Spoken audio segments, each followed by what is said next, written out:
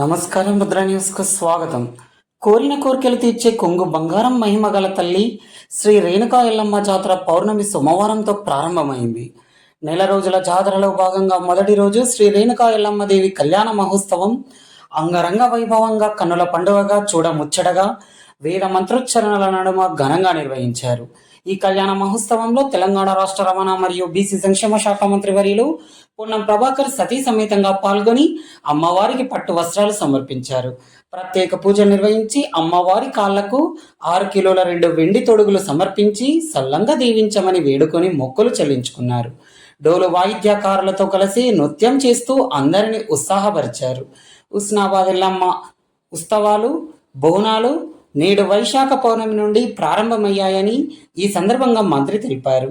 మళ్ళీ పౌర్ణమి వరకు జరిగే ఉత్సవాల్లో లక్షలాది మంది పాల్గొని అంగరంగ వైభవంగా జరుపుకుంటారని అన్నారు. హుస్నాబాద్ నాయకులు ప్రజలంతా వచ్చే భక్తులకు ఆతిథ్యం ఇచ్చి ఇందులో భాగస్వామ్యం అవుతారని పేర్కొన్నారు.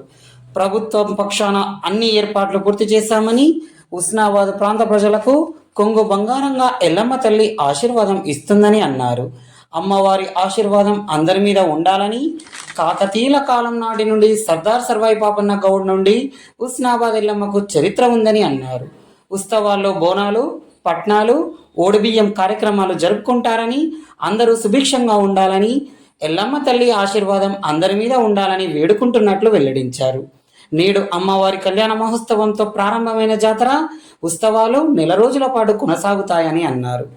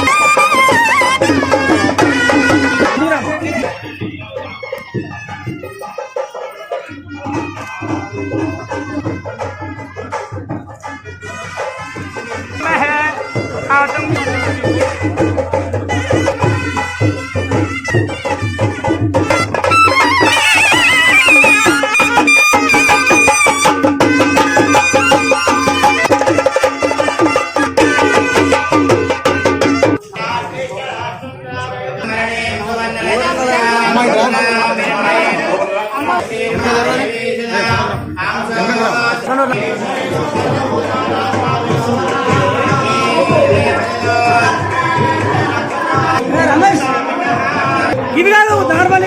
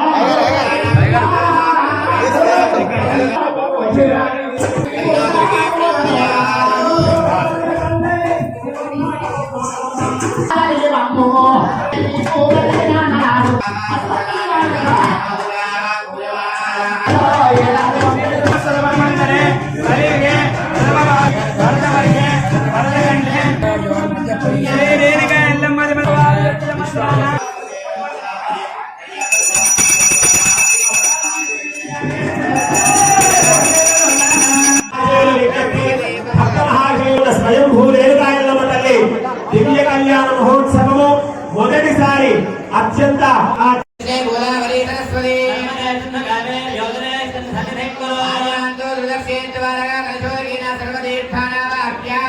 జగన్మాత నిర్ణయించింది.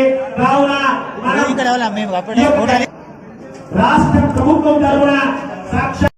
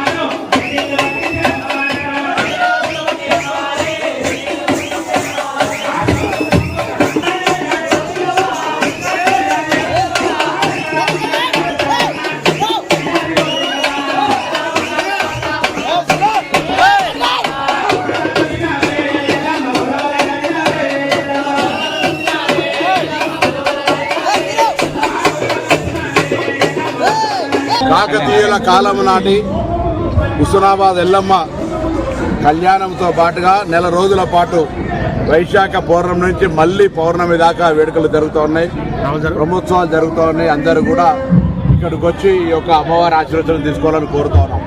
హుస్నాబాద్ నాయకులు, అధికారులు, ప్రజలంతా కూడా మీ అందరికీ ఆతిథ్యం ఇచ్చి ఇక్కడ వేడుకలు శుభప్రదం చేయడానికి వాళ్ళంతా కూడా ఇందులో భాగస్వాములు అవుతా ఉన్నారు.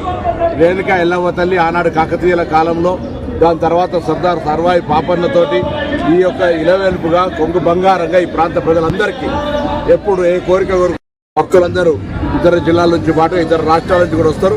వారందరికీ హృదయపూర్వకంగా స్వాగతం ప్రభుత్వ పక్షాన తెలియజేస్తూ అమ్మవారి ఆశీర్వాదాలు అందరి మీద ఉండాలి.